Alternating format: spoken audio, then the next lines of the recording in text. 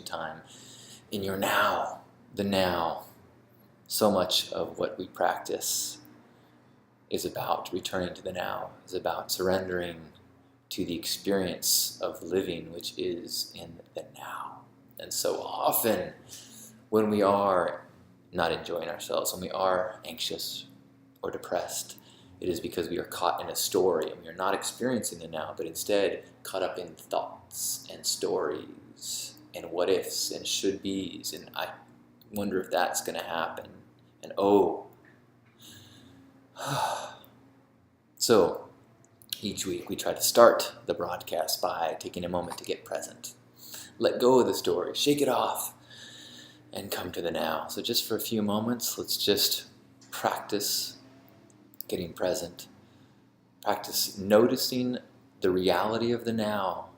For you, that is where you are sitting or standing or walking or driving. It is the physical experience of where you are. Your feet on the floor, your seat in the chair. It is the sounds, my voice, perhaps voices, cars, rumbling in the distance, music muffled through the floor.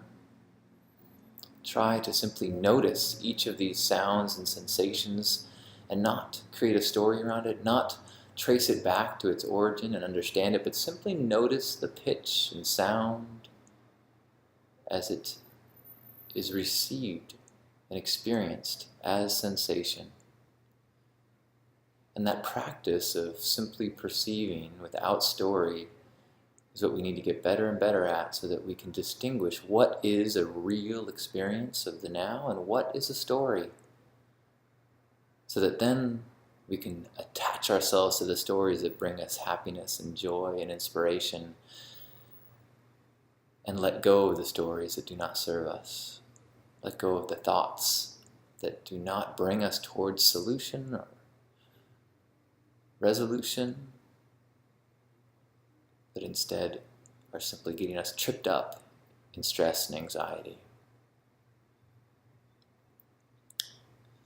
In this now, we realize that there's nothing lacking, there's no one missing, there is nothing undone, there is simply the perfection of being alive and awake in this now, with the ability to then open up to thought, to the ability to allow ourselves to travel along the experience of imagination or thought, or simply return back to the surrender of being in this now. Thank you, universe, for all of the blessings. Help us to appreciate. Fill us with love and joy so we may spread love and joy in the world. Amen. Welcome. You know, it's amazing how important Hug Nation is to me right now, because I am busy as heck. I normally set aside Tuesdays to do Hug Nation. We moved it to Monday so that I could work better within my work schedule, and then I set aside most of Monday. Today I just really had to kind of, right before, realize that Hug Nation is in a few minutes, and tried to center and get ready and try to think about what should I talk about, whereas when I have much more free time, it's been a bigger part of my attention. And that's kind of what I think I want to talk about today is a stumble that I had over the weekend with just this idea. The idea that I was starting to feel really guilty about not giving as much attention to Hug Nation and to my spiritual path, specifically my spiritual path of as sharing, as doing Hug Nation. Not sure if, as a lecturer, as a storyteller. And instead, it's hard to express it and to figure out what exactly I mean, because I am, in a lot of ways, I feel like this chapter that I'm in, this intense working chapter, is a big part of a spiritual path, because I'm having to integrate these ideas and thoughts that I've cultivated and worked on and learned in a fairly protected environment of working by myself at home, and then having to now take those lessons and apply them as I hit more and more obstacles and challenges in a stressful, high-intensity, many-houred, away from my family and girlfriend environment. And I think that's a lot more realistic, not realistic, but that is more similar to the same challenges that many people have to face. So it is good for me to be able to learn how to walk the walk and integrate these thoughts and ideas and lessons, take it off the mountaintop, take it out of the monastery and learn it in the real world. So I think in that way, this chapter of mine that I'm going through right now is a part of my spiritual path, absolutely. And I'm learning and stretching and struggling, as any good spiritual practice should. But this weekend, I had this moment where I was hanging out with Belicious, and she was cutting my hair. Yes, thank you for noticing. And she was playing me some videos that she had been watched and been inspired by. And she's great at finding these just gems of either self-help or inspiration or entrepreneur or all sorts of cool videos. And so she showed me some, I'm blanking on the person's name, but a gentleman who in a lot of ways seemed like very similar to me. Not in the exact message, but in the tone, but in the kind of where he is in life, except he's farther along, maybe farther along, he's more committed, more successful in being a speaker, inspirational speaker and coach as a profession. So he is speaking more and has a much better selling book and all these things. And so Bea was trying to show me these things. One, because she really was enjoying his lectures, and two is kind of, I think, to show me, look how similar you are to him, and look how well he's doing. With a little bit of changing your focus and changing where you network, you could be in these shoes at least. There's no reason why you can't be more. And I was, as is my sometimes my instinct or my go-to place, I started to get a little bummed out by that thought. And I started to get frustrated by comparing myself to this person who I was absolutely inspired by and encouraged by, but also in that trap of comparison, started judging myself, judging where I had maybe not applied myself, maybe where I had not beaten down doors or written more or networked more, or gone to more, there's like these, like Louise Hay has these kind of conferences, and there's the Awesomeness Festival that I was watching the videos from that, and they all, as Bea was pointing out, there's places that I probably should be going to learn from people as well as to just network and say, hey, we're doing similar things. Like if someone's interested in X, Y, and Z, they're probably going to be interested in pink. And so it started to get me kind of frustrated, and in that non-evolved way of comparing and wondering, am I doing what I should? Am I letting myself down? Am I not living up to my potential? And I think that's a really hard thing to sit with, and it's something that I've gotten better at, but somehow it got triggered. That idea of I'm not living up to my potential. I could be doing more. And it used to be much worse for me. It's relaxed over time as I started to think that maybe there isn't this grand finish line that we're all going towards. That just being in integrity in the moment is really the goal. And if being integrity in the moment means that I don't network and I don't grow to be a national bestseller, that's no less than anything else. Grand ideas or the magnitude of how we define success is just, if I get caught too much up in that, then I'm off track and I'm missing the point, and I'm not in any position to be storytelling and sharing or teaching anyway. So I need to get back into student mode. So it's kind of that balance of trying to find the desire to grow into that place or to grow into that audience from a place of this is my service to the world, not from a place of my ego wants this. Does that make sense? Growing from a place of how can I be of greater service to the world, not of my ego thinks that I am more important or should be more important or should have a more successful, traditionally, career path. And I think that I'm bringing this up not as a well thought out topic, but more just as this is the struggle of my week that I've been working on and trying to get back into track. And it's funny how the universe, it's like the universe will like push me and then kind of maybe sometimes give me a little, okay.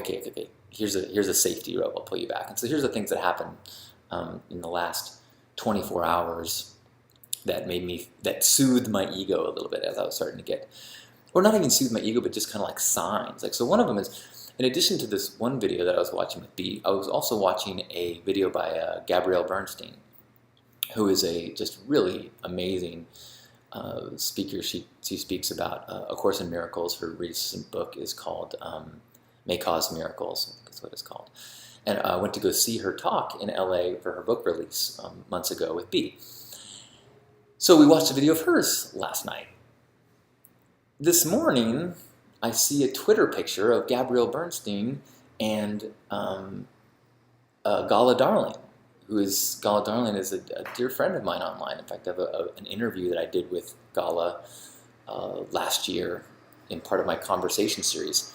And Gabrielle Bernstein is someone who I had wanted to reach out to and do an interview with, but was kind of intimidated and kind of felt like, well, she's too big time for me. And so to see, like this morning, to see that those two women are hanging out today, and I tweeted back, and then Gala wrote me and said, oh, I miss you, and it was kind of like, okay, here my head had pushed distance between them and me, and then the universe popped in this evidence of like, look, don't let a story taint this anything for you. And the other thing that happened that was kind of just like a cool-ish thing. So I got a note last week, a message from a friend of a friend who had said, oh, I've got this really cool project that I'm working on, and I wonder if you could do me a huge favor. It would mean a lot to me. Can you write 2 phrases in your handwriting and then take a picture and send it to me? It was 2 phrases of Grandpa's. One was, it's a beautiful glass, and the other one was, enjoy the color. And I said, I was kind of busy and I didn't really have any paper, so I took like a cardboard box and I wrote it in my handwriting and took a picture and sent it to her. It's kind of like, I had a feeling it was like for a birthday card or something like that. I'm like, I'm happy to, I've got time, a little bit of time, I'll do what I can. And so I get a picture last night with the results of this art project. A tattoo! This beautiful woman has made her body even more beautiful by putting phrases of Grandpa's on her arms in my handwriting, saying it's a beautiful glass and enjoy the color on her forearms. Now, I can't, clearly, obviously, that is a pretty, I have no tattoos myself, so I feel quite honored to have played a role in that way. And I should preface by saying she sent me this really beautiful email explaining kind of her thought process.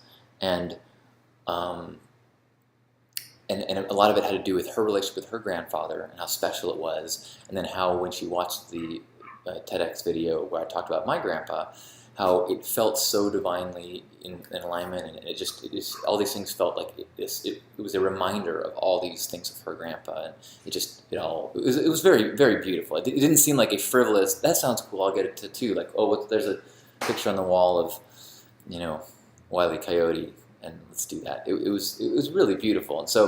And also I think knowing that these are Grandpa's words that were then kind of filtered, that I had the honor of sharing, and then she had the honor of wearing. It made me feel it kind of very much that thought that I was having this weekend of like, I'm not living up to my potential. It's like, wait a minute, well, getting someone to tattoo your handwriting on their body is a pretty dramatic sign of making a difference, and maybe it's not, but it was symbolic for me when I saw the picture. Now here's where it gets crazy.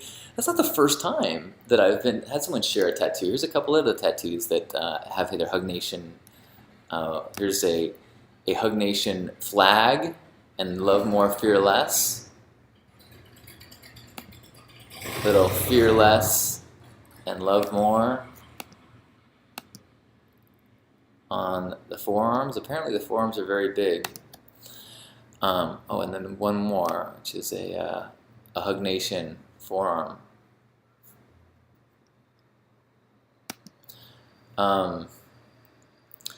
So I've decided my new measurement for success is how many people get Hug Nation tattoos. No, not really. Anyways, I was just thinking about those things as examples of how my ego and my mind and my thoughts were pulling me into a place of excessive doubt and judgment. And then these little silly or less than, symbolic little reminders to let go and surrender and trust more. And so I'm in this place now today where I'm crazily focused on work projects, and as I do that, having to even lean more heavily on these lessons, such as float more, steer less, such as love more, fear less, such as be present, have integrity, align with love, and then not thinking things through quite so much, having a little bit more faith and long term, and believing that if I am true to myself and in my day-to-day interactions, that I am of service in the way that I need to be in the world. Hopefully you have that same feeling. And as you go through your fluctuations, can keep coming back to a reminder that you need do nothing. You simply need to be yourself as purely and vibrantly and loudly as possible, or as quietly as possible, if that's who being yourself is in this moment.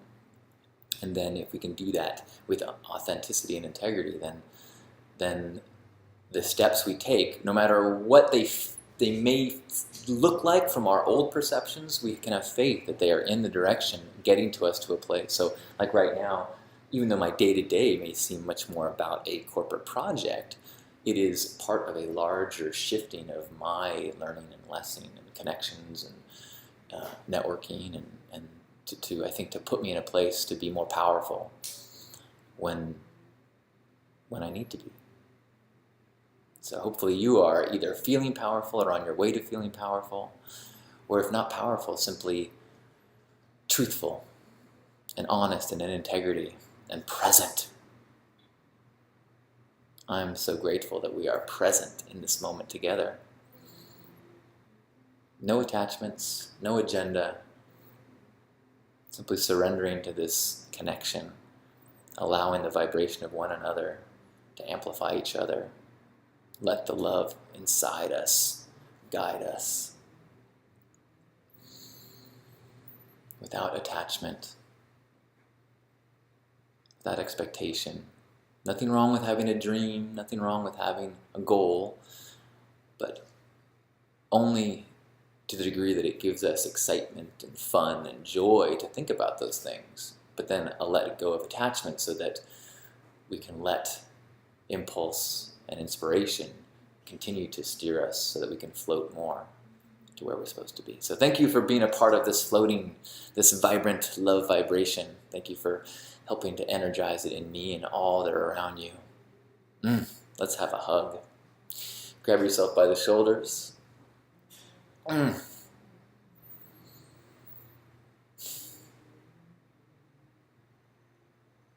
Be grateful for this moment. Being grateful to be you.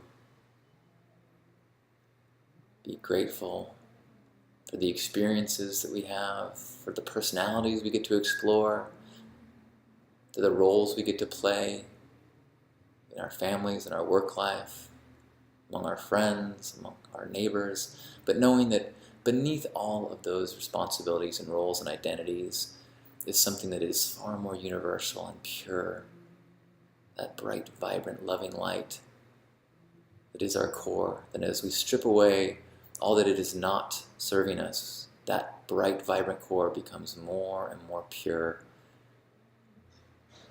becomes more and more a reflection of the divine in one another. And as we let it shine, it illuminates our path and all those around us. Let's take 3 breaths together from that deep, vibrant, loving place in through the nose.